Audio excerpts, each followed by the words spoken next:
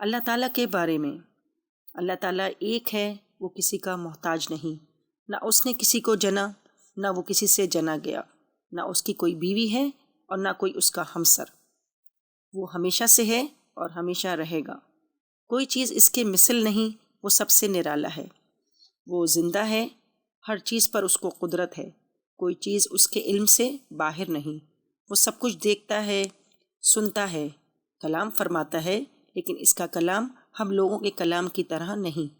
جو چاہے کرتا ہے، کوئی اس کی روک ٹوک کرنے والا نہیں۔ وہی عبادت کے لائق ہے، اس کا کوئی شریک نہیں۔ اپنے بندوں پر مہربان ہے، بادشاہ ہے، سب عیبوں سے پاک ہے۔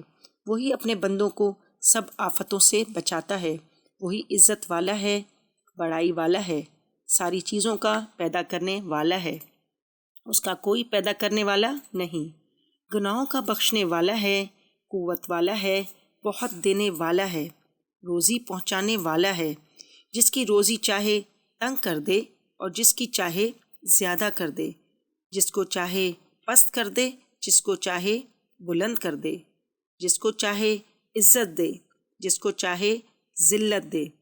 انصاف والا ہے، بڑے تحمل اور برداشت والا ہے، خدمت اور عبادت کی قدر کرنے والا ہے، دعا کو قبول کرنے والا ہے، بردباری والا ہے۔ وہ سب پر حاکم ہے، اس پر کوئی حاکم نہیں، اس کا کوئی کام حکمت سے خالی نہیں۔ وہ سب کا کام بنانے والا ہے، اس نے سب کو پیدا کیا ہے، وہی قیامت میں پھر پیدا کرے گا۔ وہی زندہ کرتا ہے، وہی مارتا ہے۔ وہ علامات اور صفات سے پہچانا جاتا ہے، اس کی حقیقت کو کوئی نہیں جان سکتا۔ گناہ گاروں کی توبہ قبول کرتا ہے، جو سزا کے قابل ہیں ان کو سزا دیتا ہے، وہی ہدایت دیتا ہے۔ کائنات میں جو کچھ ہوتا ہے اسی کے حکم سے ہوتا ہے، بغیر اس کے حکم کے ذرہ بھی نہیں ہل سکتا۔ نہ وہ سوتا ہے نہ اونگتا ہے، وہ تمام عالم کی حفاظت سے تھکتا نہیں، وہی ساری کائنات کو تھامے ہوئے ہے۔ اس کے لیے تمام صفات کمال ثابت ہیں اور وہ ہر نقص و عیب سے پاک ہے۔ اس کی صفات ہمیشہ سے ہیں اور ہمیشہ رہیں گی، اور اس کی کوئی صفت کبھی ختم نہیں ہو سکتی۔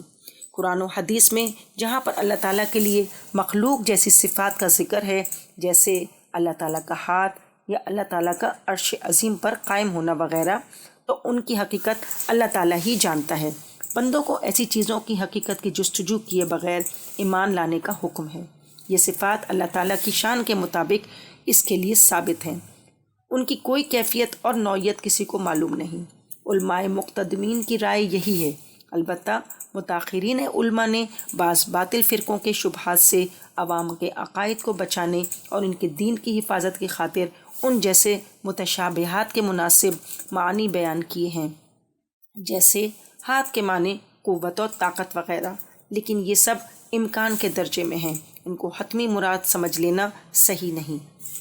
کوئی چیز اللہ تعالیٰ کے ذمے ضروری نہیں، وہ جو کچھ مہربانی کرے وہ اس کا فضل ہے۔